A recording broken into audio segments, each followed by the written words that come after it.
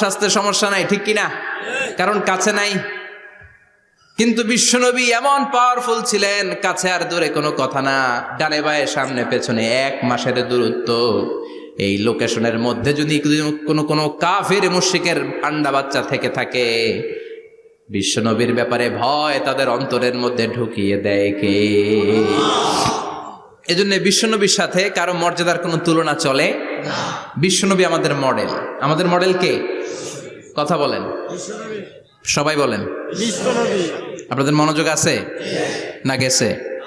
জিমাই পড়তেছেন মনে হয়। এটা কিন্তু ক্লাস।